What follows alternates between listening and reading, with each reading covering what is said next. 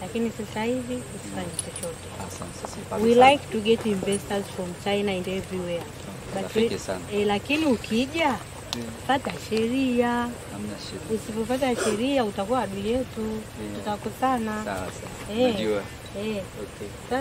Kuanzia leo ni marufuku nazifunga rasmi. Tumepata taarifa za uwepo wa uharibifu mkubwa ambao unafanyika maeneo ya Mtoni na haswa shughuli za uchimbaji ambazo zinafanywa pia na baadhi ya wawekezaji ni wa ndani ya wilaya yetu, wengine wanatoka nje ya wilaya yetu, wengine wanatoka hata nje ya nchi.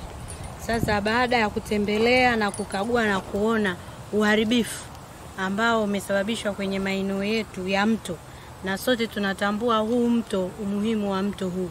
Huu mto unapeleka maji mpaka mto Katuma, maeneo ambako kule ni muhimu kwa ajili ya wanyama wanaopatikana katika eneo lile la hifadhi yetu ya taifa ya Katavi.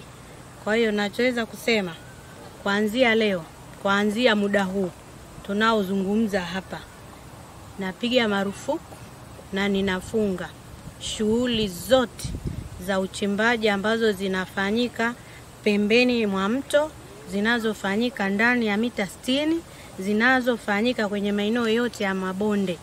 Kuanzia leo ni marufuku nazifunga rasmi. Hii tunayo na ndugu waandishi wa habari, hii ni changamoto kubwa. Wananchi wa Mpanda wana malalamiko makubwa, wanalalamika maji hayapatikani, mito imefungwa kwa sababu tu ya maslahi ya watu wachache. Sasa hicho hatuwezi kukubali. Na mimi nasema sisi wilaya Mpanda tunahitaji wawekezaji sana na tunawakaribisha. So tunao maeneo kuwekeza mengi tu mazuri. Lakini mwekezaji yoyote atakayeingia ndani ya wilaya Mpanda kama hatafuata masharti, hatafuata sheria na taratibu za nchi, hatutamvumilia kwa namna yote ile. Kwa hiyo Mpanda sio shamba la bibi. Mpanda sio sehemu ambayo mtu anaweza akajifanyia mambo tu kwa kujisikia. Hapa kuna utaratibu, kuna sheria, na atakaye kiuka atachukuliwa hatua kwa mujibu wa sheria za nchi yetu. Na niagize mamlaka zinazohusika kuchukua hatua kwa wanaohusika na ukiukaji huu wa sheria. Kwa maana ya watu wa mazingira, tunao pia watu wa Nemki wanaotoka kanda Kigoma, lakini pia tunao watu wa bonde. Na vyombo vyetu vya usalama pia vipo. Kwa hiyo kuanzia sasa ni mwendo wa kufanya doria. Watu kutoka madini, kwa sababu madini hawajui kinachoendelea, watu wanachimba na wala hatujui madini yanaenda wapi. Mfanye ukaguzi maalum. Madini yameenda wapi?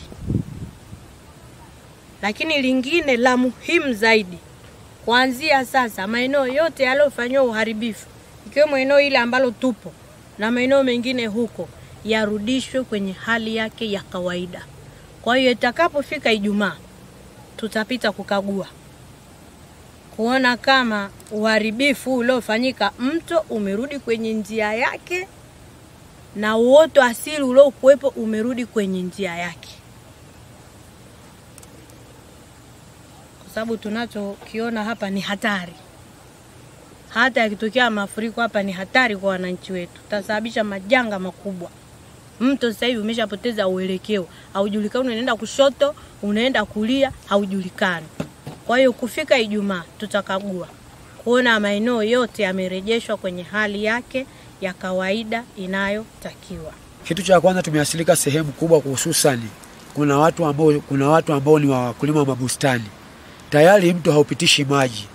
Na wao wenyewe wanaanzia kazi katikati ya mto, wakati serikali inasema kwamba mtu kufanya kazi eneo la mto atoke nje mita 60 ndio aanze makazi yake.